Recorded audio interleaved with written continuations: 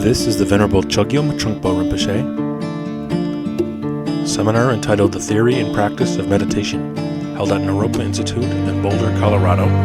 This is talk number 1, July 17th, 1978. This is an ARP digital remaster made October 2007. This will be the first talk of Theory and Practice of Meditation, a seminar class given by Chögyam Trungpa Rinpoche at Naropa Institute Summer Auditorium. This is the first class of the second session, and the date is July 17, 1978. I would like to welcome everyone in this class. Welcome to Boulder. The theme that we're going to follow is basically learning how to relate with the concept of meditation.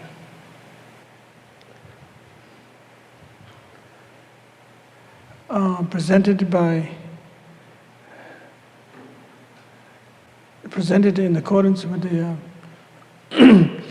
Buddhist teaching. And that requires a certain sense of personal experience and also some sense of identification with what we are studying.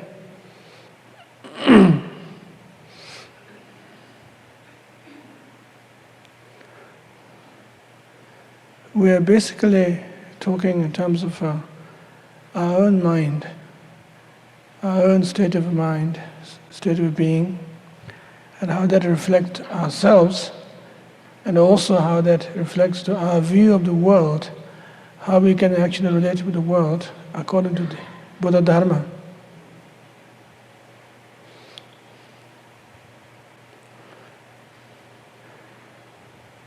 The Buddhist path is narrow at the beginning, wide in the middle, and vast at the end. If we want to reach the vastness, it is impossible to do it at the beginning or the middle. We have to do it from the beginning. When we begin to experience the notion of narrowness,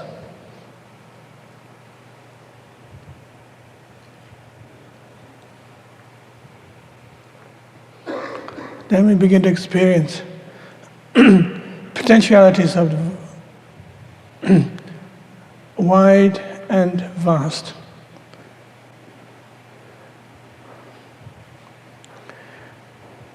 According to the Buddhist tradition, that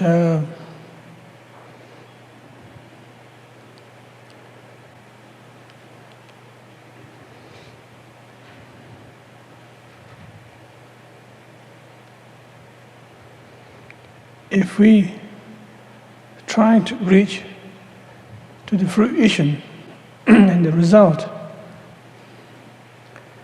it is defeating one's purpose.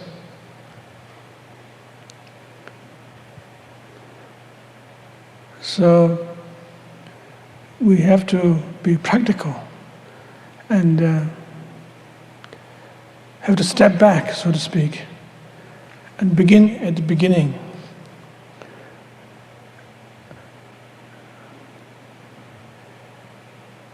We are not particularly looking for any particular results or proof, but we are simply working with ourselves. That's the basic approach. In that, we find we are working with what is closest to us.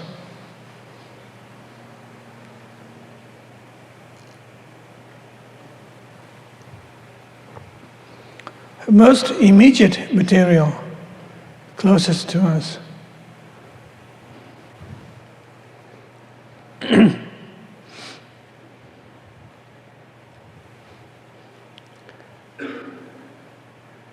And that most immediate material closest to us to work and practice, journey on the path, is our mind and our body, obviously.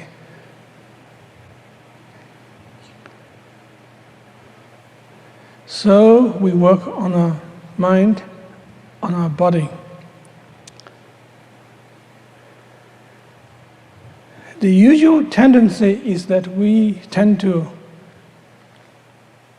take it granted that we know our mind, we know our body, roughly speaking.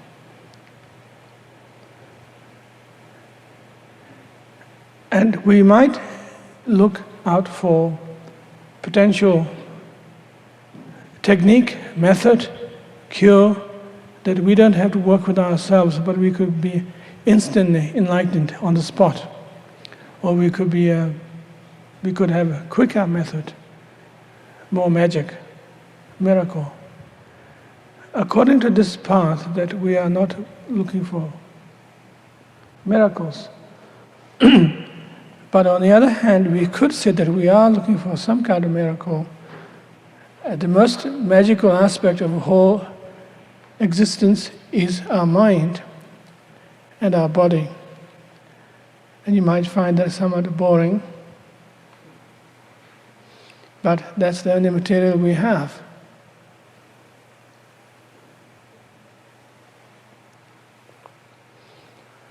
The notion of spirituality here is trying to experience a state of non-aggression, and also trying to experience a state of accuracy, and also some sense of cheerfulness in our surroundings and ourselves, our existence.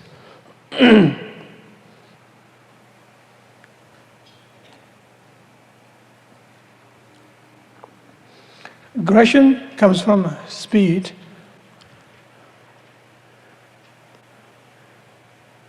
and also comes from not paying attention to ourselves, how our mind works, how we operate ourselves.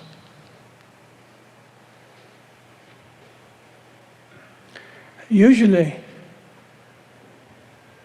we miss everything what we do. So to speak, we are trotting on our own tails. That we constantly rush very aggressively. And consequently, we pay no attention to ourselves, so we begin to miss ourselves in what we are, how we conduct ourselves, who we are, in fact, what we are, how we are at all.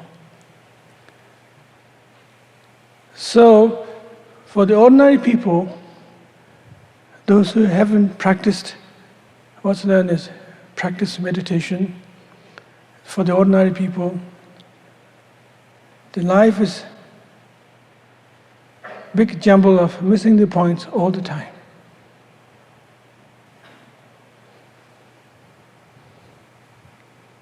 That's very sad.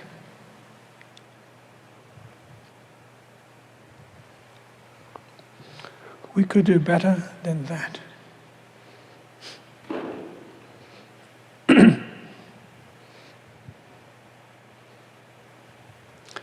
First comes first.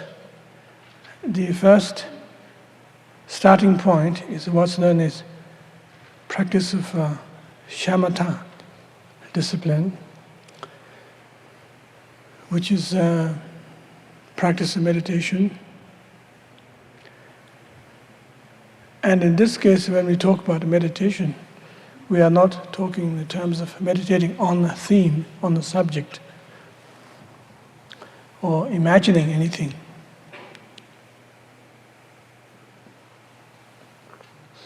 But we are simply doing it. Shamatha is a Sanskrit word which means being in peace, or dwelling in peace. And word peace here means nothing euphoric, nothing to do with ecstasy.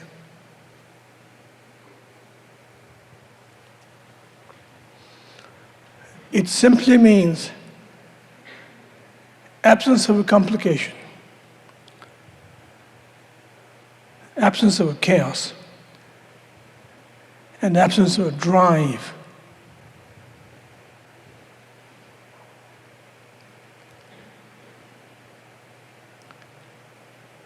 But on the other hand, we are not talking in terms of being jellyfish. There is some sense of alertness taking place, intelligence taking place. The sense of alertness and intelligence, and the sense of non-aggression put together, which makes a very good state of mind. And we can't actually manufacture that.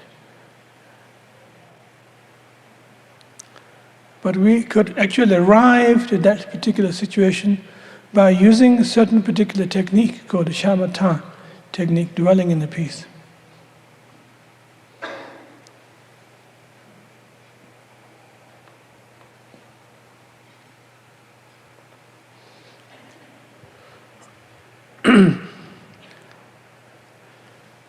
The approach seems to be is dealing with the two extreme aspects of our mind. One is that of slothfulness,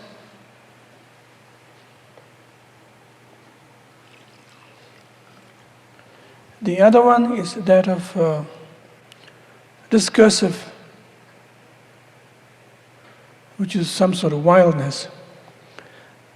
So we are dealing with the laziness and wildness are the two extreme states of our mind, which constantly operate in our mind, which makes us missing the point all along.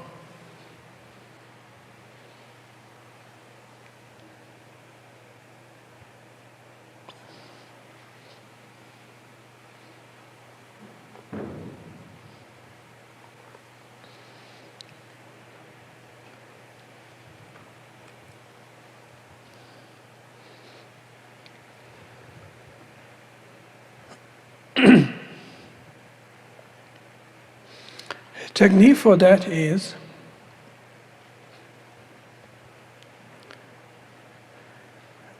at the beginning having some sense of delight and some sense of joy. That the very methodology does not become a hassle or tool to push oneself to the corner, but it's a welcoming gift, some sense of delight, joy, which enables us to hold our posture properly. When you sit on the floor, you hold your posture erect, good head and shoulder, which makes you feel good and wholesome. You feel one piece. You have head, shoulder, arms, legs, torso, body are one piece. Jolly good show.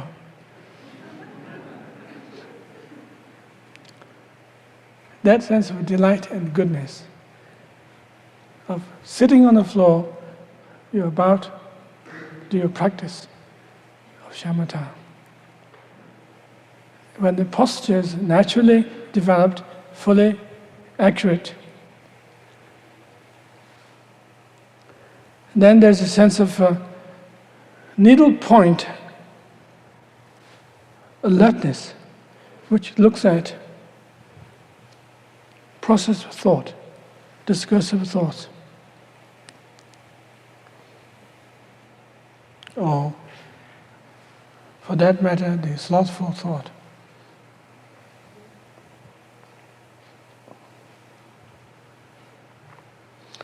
Then, feeling one's breath, which is a natural breath. You breathe in and out naturally all the time. So, paying attention to that particular breath which is going out with the delight still. Delight is, by the way, is not attitude. It's simply environment. So your breath goes out, you are with it fully.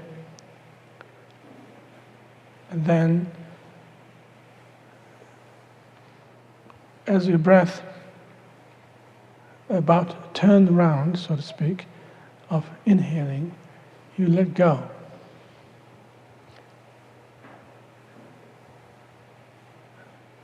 It becomes a natural process. There's room and space to be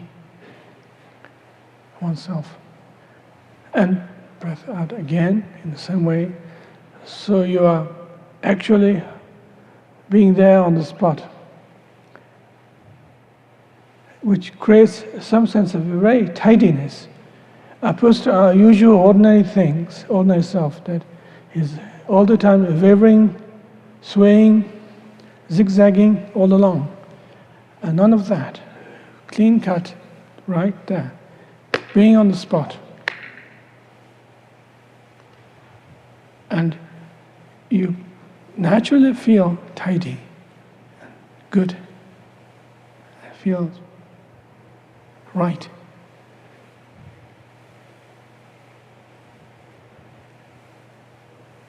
Step by step, we go on that way. At that point, there's no reference point to the possibilities of I'm going to make myself a better person or something else is irrelevant. In fact, if you have that kind of motivation, you have impossibilities of actually coming to the breath properly and being on the spot all the time properly. Have a very great deal of difficulty in doing that.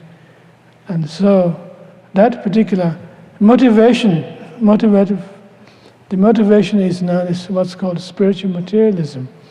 That if you think you're going to get something out of it, and just being fascinated to the carrot,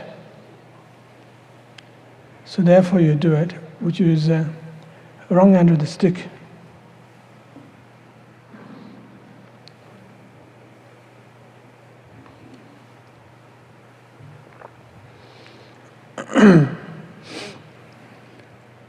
But this particular approach does not need future orientation, a goal orientation at all particularly. It is a question of that present orientation, right now, on the spot. Right there. Your breath and your posture, your body feel fine, good, simple, extraordinary, if you can say so. But on the other hand, I don't want to exaggerate it too much.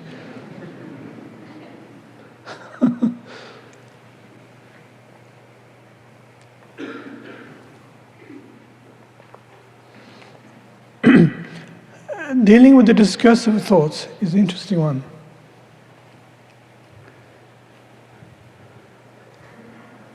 They come and go, constantly, of course.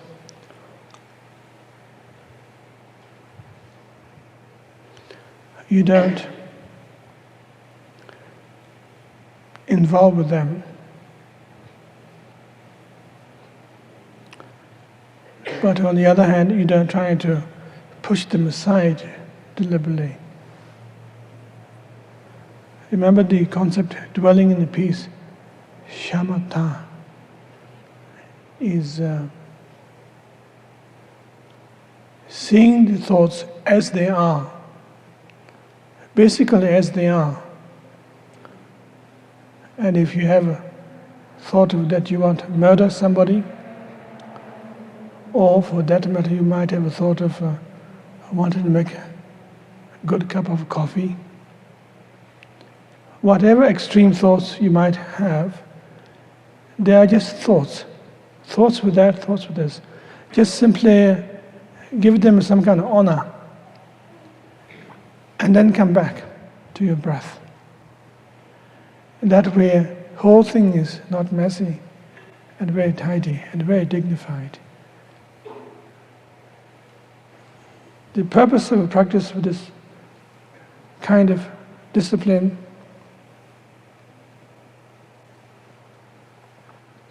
is to experience wholesome life, dignified life, simple life, straightforward one.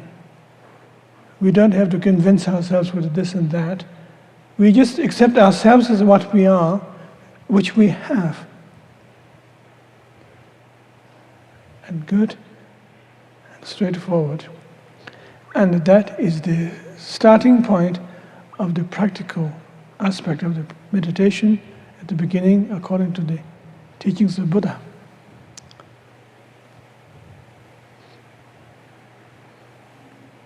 Well, ladies and gentlemen, I think that's enough. I shouldn't say too much, otherwise you might get more confused. So I would like to welcome you to have a discussion. If you'd like to ask any questions, you're more than welcome.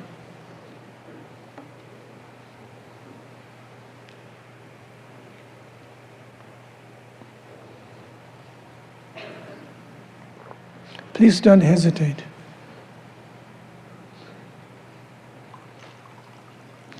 We have problems with sometimes questioning people.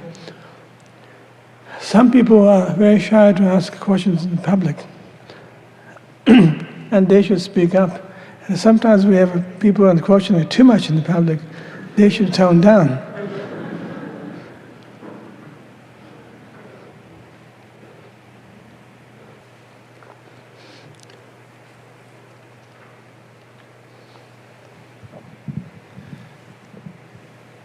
What if, as you start on the path, you already have a sense of wanting to improve yourself? And can you raise your hand? Who's talking? can I raise my hand? Yeah. Yes. Oh, I see. You're here. I got confused with that gentleman over there. Okay. Say it again. What if, as you start on the path, and you're sitting, but you have a sense of wanting to improve yourself, and you have a sense of wanting to achieve goals, and the teacher says that interferes with progress in the path, or that defeats the whole purpose. What do you do with that? Those wishes and those desires to actually improve yourself or to reach something? The question is whether you're improving yourself on the spot or not. It's not so much if you did that, in 9 hours' time you're going to get a ding-dong.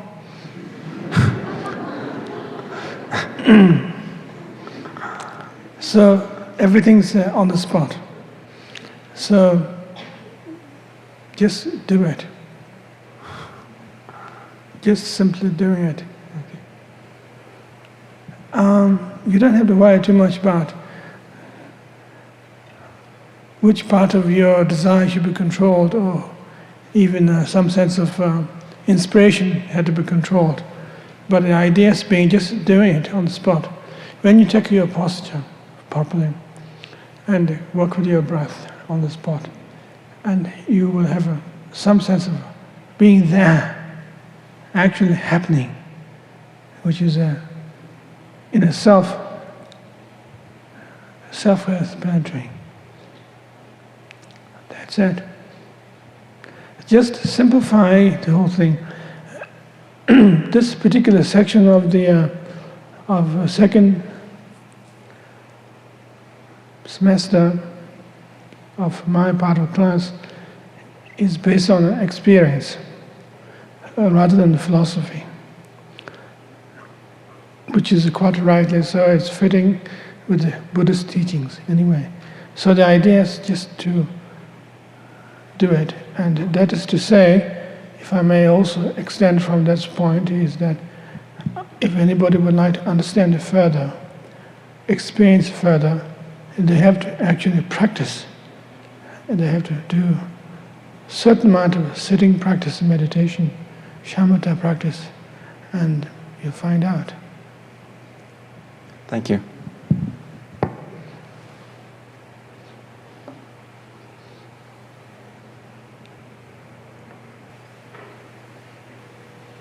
You talked about meditation as being some sort of examination of body and mind.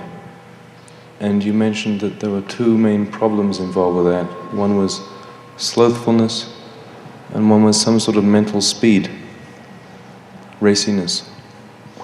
And to me in sitting, it's often seemed that the slothfulness seems to be heavily connected with body, some sense of heaviness and sleepiness and drag. And that the speed seems to be connected a lot with the mind, and some sense of twirling off and being disconnected. I'm not really sure what the question is, but I get the impression that when you talk about posture, you mean the two sort of come together. That's the question, that's the answer as well actually. But also, the speed exists in the body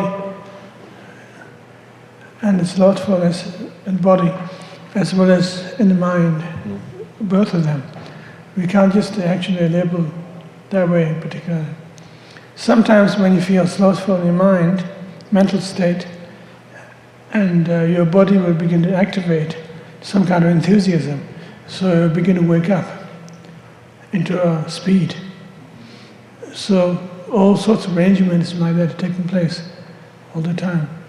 So the idea is to hang together body and mind properly, so that you have a good posture, which is a symbol of wakefulness, and you are actually imitating the posture of the Buddha by sitting on a floor, meditation cushion, have a good erect posture, head and shoulder, so some sense of goodness of your body is experienced. With that, you can't not help to project with your breath going out. So some sense of actually you are extending your vision that way. Further question? Yes? In relation to the out-breath, I sometimes wonder if it isn't a choice we're making to concentrate on the out-breath and then dissolve, or is that a result of some sort of feeling of posture? Well, the idea is that out-breath is actually idea of to open up yourself, which is a natural gate. Like when we feel relieved, we will say, "Phew," which is a sign of some kind of celebration, how small it may be. But it's actually, you feel that way. So out breath is an actual expression of that. And in breath is just a building up after that, just a sense of being. You don't get carried away. Thank you. Young lady in red. What's the difference between slothfulness in your mind and boredom?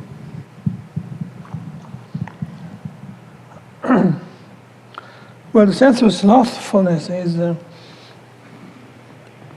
basic sort of laziness, and the boredom is some sort of expectation of drama which hadn't happened yet.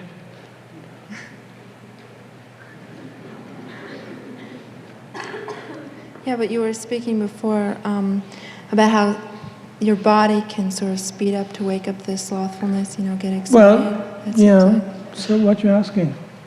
Well, how is that different from boredom? It seems like you can do the same thing with boredom, is Sure, fabricate something. You could. If you're bored, you can get into a doodling. And all sorts of little tricks that you can always apply.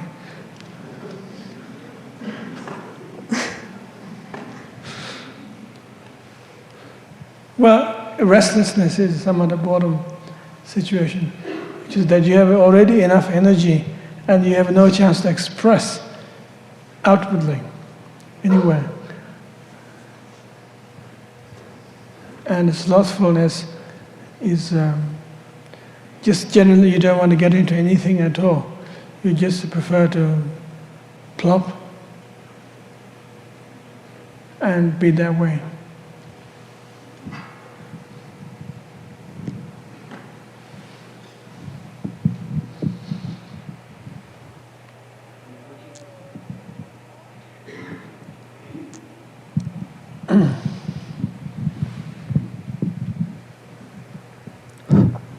Tap on the top. Rinpoche. Yes, indeed. Here we are. This is a question concerning the quantity of meditation rather than the quality of it. I realize that a certain amount of speed and aggressiveness can express itself in the amount of the amount of meditation that we might want to do at any particular sitting. Is there some sort of a guideline that you would recommend? Well, traditionally, there's two approaches. One is being personal, individual practice of sitting meditation in the retreat style. The other one is group, sanghaship, community, sitting practice of meditation, which is alternating. And ideally that person should experience at least once a year of a private retreat situation, and also they should experience lots of group practice of meditation. And daily practice of meditation that we have trying to institute, which seem to work, which is at least 2 hours a day of sitting practice meditation, if not 4. It's not so much of the business deal of quality and quantity, but when you begin to learn to live with yourself by meditating, by practicing shamatha on your meditation cushion, you begin to become more friendly to yourself all the time. So it's like for the first time you have experienced self-marriage, that you learn to live with yourself, and you learn to discover and experience some sense of delight of being as you as an individual, which is a very interesting kind of thing. And when we talk about marriage, usually we're talking about one person to another person. We never talk about a self-marriage of being healthy and individual in one's own situation, which is one of the interesting points that there will be all sorts of loneliness, sadness, and boredom, and all sorts of things, but still it helps a lot to find out some sense of existence, that you have your own dignity, that you have your own sense of being.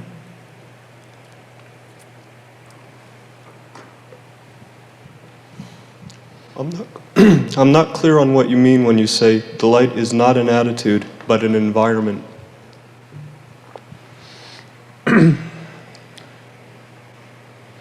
Well, if you're trying to be delightful by a deliberate attitude, trying to cheer yourself up, sort of a notion of a stiffer upper lip approach, it becomes a showpiece to oneself or others.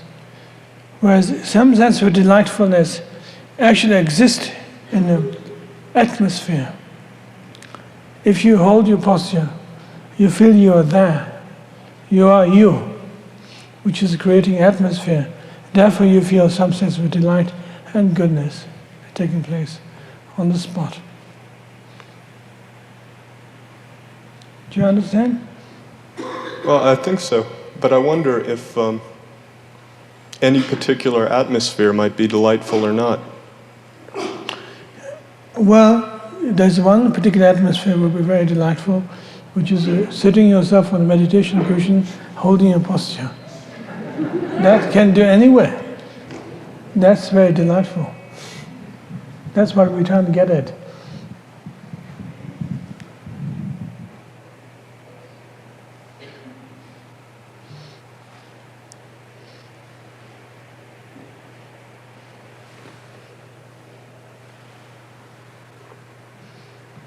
Young lady in black.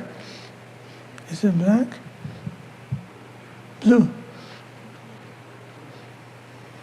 Dark blue. In terms of watching the breath, in different techniques, you keep the attention in or at the entrance of the nostrils or going out, and I'm wondering.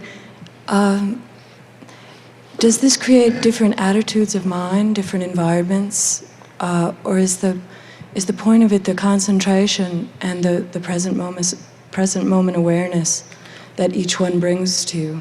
Well, the idea is just to hang together with your body and mind. Just you do it, and that might bring a different state of mind, but that's not particularly the question at all. Just simply, you have your body and mind there. You just do it on the spot, and you feel that way, whatever that way may be. So we are not particularly trying to cultivate anything, but some sense of dignity and some sense of one piece. Mind and the body hangs together. You see, one of the biggest problems beyond that is we always experience there's a conflict between mind and body all the time. That when the body is ready, mind is not ready. When the mind is ready, body is not ready. And we have all sorts of fights taking place between the two. And then you end up in a psychiatrist bench. And even they can't fix you up either. And so life goes on that way, which is very messy. Anyways, so the idea is to be single individual, one person, has good mind and good body, which everybody does in any case, but still nothing is confirmed that way. And that's actually one particular aspect of theme tonight I was going to present as I forgot about that actually was. The term called Shinjang, which literally means processed completely. Nothing to do with Scientology, of course. But processed here meaning that your mind has gone through a training of working with the breath and everything. And your body is gone through also process of having good posture. So mind and body begin to get a process together. So that complete process is taking place, which is called Shinjang. Shinjong, Shinjang. Fully processed, which has nothing to do with the militant approach, but just general sense of that harmony which takes place between the body and mind and your sense of state of being altogether. And from that point of view, we could say the problems with samsaric world or ordinary, the confused world, is that there was no relationship where actually that mind and the body can synchronize together properly. It could function properly, and on overall, that mind and body have a problem in actually transcending any neurosis. So when the body is in a neurotic state, mind begin to look down on it and begin to get into neurosis. When the body is healthy, so to speak, and mind is confused. So body begin to imitate that as well at the same time. So all those big problems, samsaric world, the problems of unenlightened society is based on the problems with having mind and body are unable to work together. Fullest and the most distinguished and good way. So when mind and body can actually work together, any individuals can do that, then we can actually declare that enlightened society is a possibility. That mind, body are synchronized, not only that, it's synchronized in the right balance, right kind of rapport. Whole thing begins hangs together. There we have it.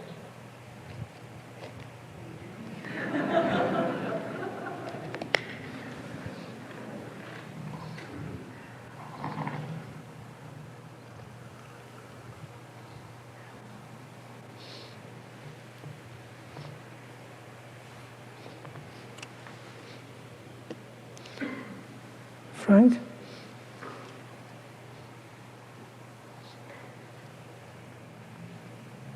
Ego heart.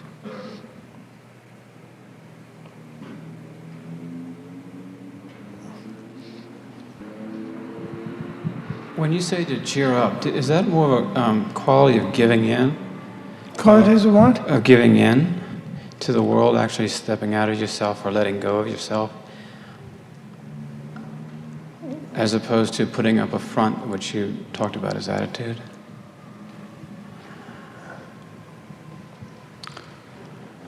Can you ask that question again? Well, I guess I should go back to where the question came from. It seems that an attitude is actually very useful. An attitude of delight, it's like faking it at first, and then actually you begin to experience the real thing. Mm-hmm. And so I'm wondering about the leap from, say, depression into delight.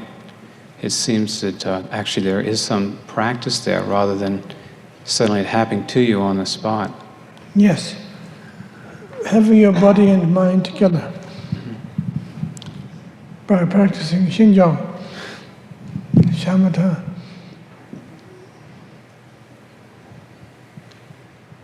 Thank you.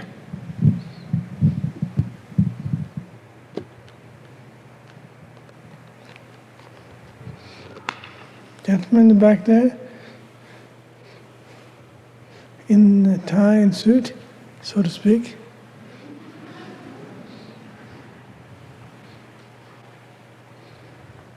It seems that after not a great deal of practice, that you become aware of how much neurosis there is in the world around you and in the people around you. And you begin to feel a need to reach out to people close to you and attempt to help them to practice meditation. Is this feeling the beginning of a spiritual materialism, or is it something that we can trust to follow? Well, as long as the person doesn't get involved with lots of promises, self-oriented promises, there doesn't seem to be any particular problem. People could be encouraged to sit, practice, of course, no problem. It is very simple.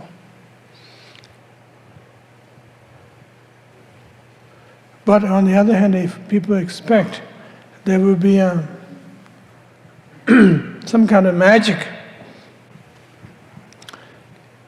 which they don't have to practice or surrender, but like question of purely taking aspirins, which will cure your headache on the spot. That kind of attitude becomes bizarre, mechanistic.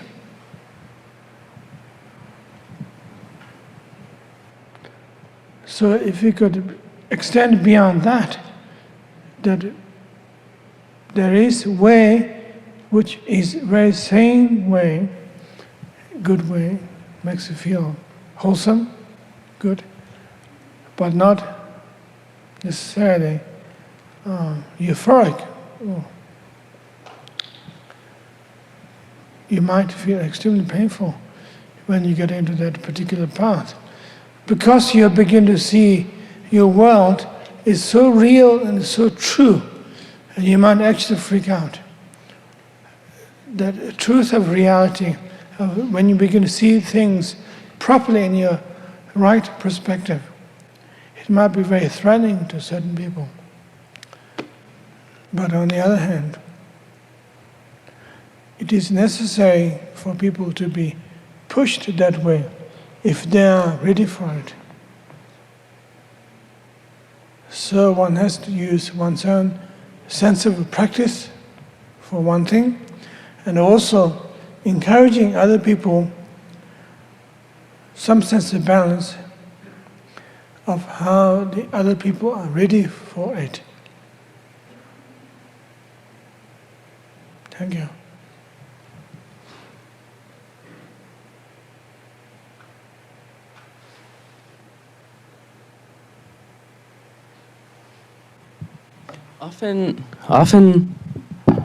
Often I see my gentleness as. I beg your pardon? Often I see my gentleness as a kind of precise harshness, and it makes me wonder about the relationship between pain and delight.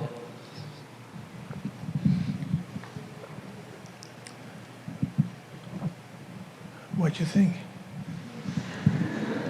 I just watch it right now. You just want. Let me know. No, I said I just watch it right now. Yeah. Gentleness and what? Pain? Harshness. Harshness? Well, looks like you have to do more sitting practice. Sure. And then you find out. The harshness is actually very gentle, but that particular gentleness is extraordinarily harsh. That's why I asked you that question. Which will never give you any place to wear your personal custom-made diaper. Yeah.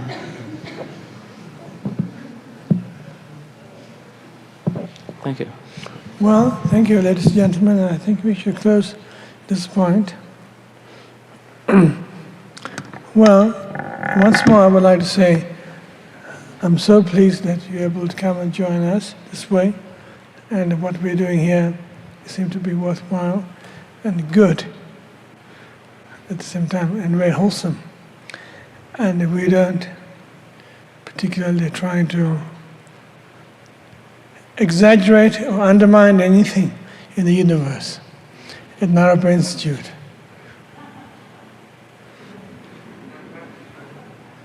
And thank you for taking this particular class, which will be good for you. If you actually can practice